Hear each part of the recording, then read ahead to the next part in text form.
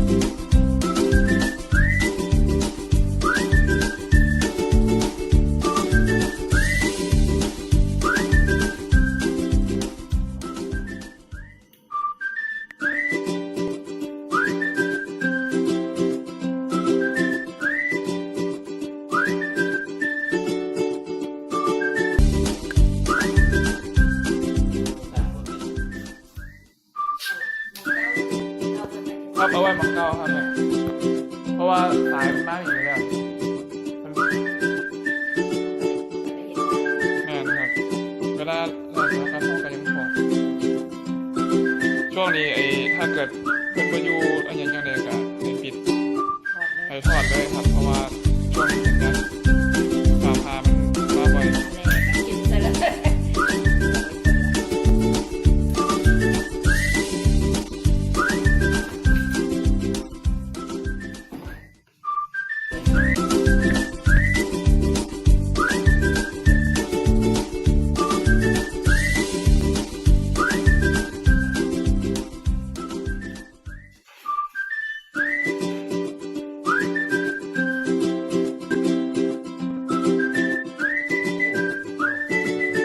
เป็นอย่างก็สอน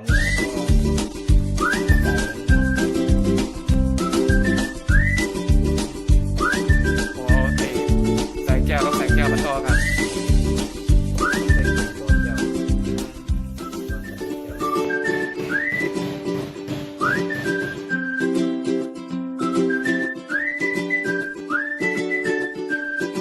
ต่อเลย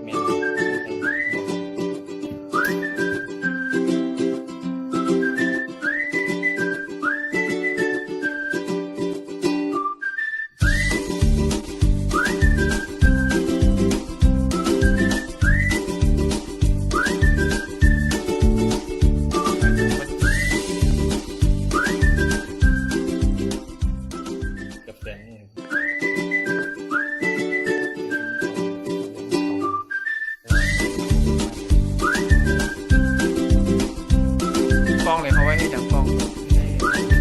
อันนี้แหละ